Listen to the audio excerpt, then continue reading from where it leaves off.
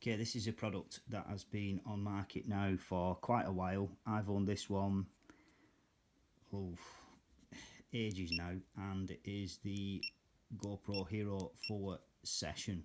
Now, this thing gets a lot of positive reviews, and it also gets quite a few negative reviews.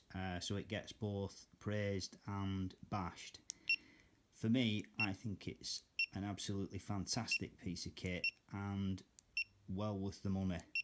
I mainly use this out on the bike, so I mount it to either the bike itself or I put it on the bike helmet, and that's it basically. Toggle that, go through all your settings. Dead simple, dead straightforward. You can interfere with the settings on the app, which I will show you in a minute. You've got this, that's obviously your settings button, toggles through your settings. You've got this little flap you can open where your memory card goes and your micro USB charging port.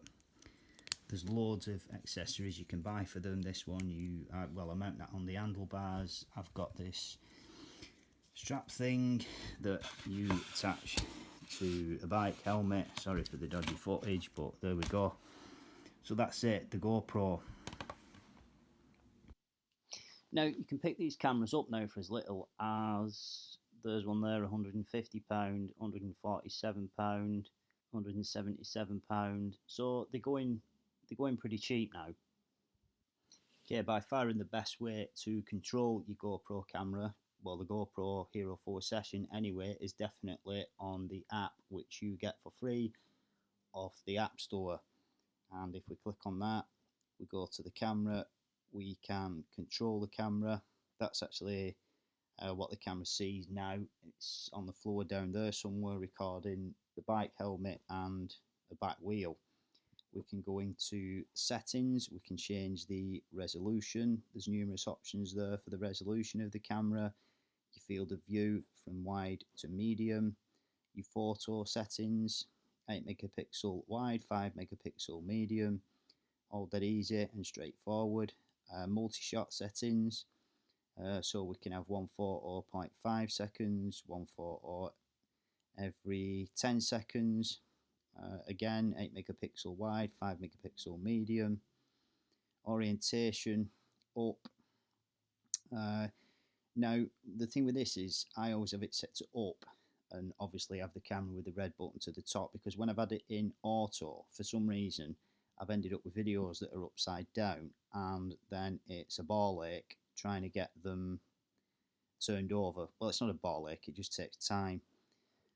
You can then jump into your media. At the moment there's no media on it. If there was, you can download it to your phone or edit it within the app and mess about with it. There we go, that's what it's seeing. So you can record some footage. We'll record a couple of seconds of footage. Now with iOS, as you can see here, it says preview not available. Now from what I've heard, on Android devices you get a preview. So we've recorded a bit of footage now, so we'll go into the media, and there it is. So it'll load that up and we can play it. We can download it. If we hit the one over on the far right, it'll download it. Preparing preview, it'll give us a preview. We can trim it and we can do different things to it, and of course we can select it and we can delete it. Now that's all well and good, shelling out 150 odd quid for one of these things and having apps and all kinds of stuff, but what it all comes down to is what the footage is like. So I have some sample footage, we'll take a look at that. It's all shot in 1080p, 60 frames a second.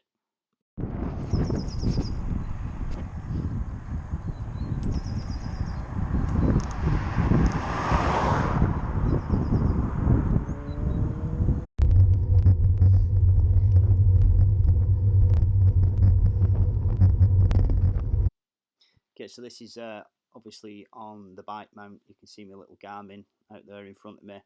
Now, the first footage I showed, titled on the helmet cam, you can see it's a bit shaky. You get good volume out of it. What's important to bear in mind is this camera does not have optical image stabilization. See that on the left, cyclist got killed up here. Yeah, it doesn't have optical image stabilization, and you'll be watching this on YouTube, so you've got to factor in the compression rate. This is shot, all the footage is shot in wide angle 1080p 60 frames a second.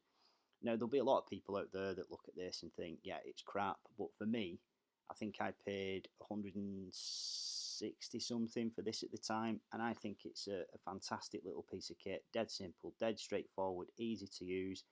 Stick it on the bike, press the button, start recording. Job done.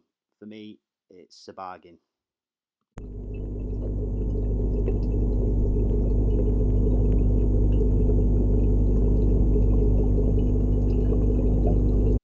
And of course, the GoPro is waterproof. So here we have some footage of some fish. These aren't my fish, but this again is shot in 1080p wide angle at 60 frames a second. Good quality image. I mean, if I took this in the sea on holiday or something, and I got images like that, that'd be good enough for me. You've got, again, I'll say it again. I think for 160 odd quid, what do you want? Now, I know these were a little dear when they first came out, but they dropped the price, and I'll admit that's when I got one, when they dropped the price. But 160 quid, what do you want? Easy to use, waterproof, and I think it's a fantastic piece of kit.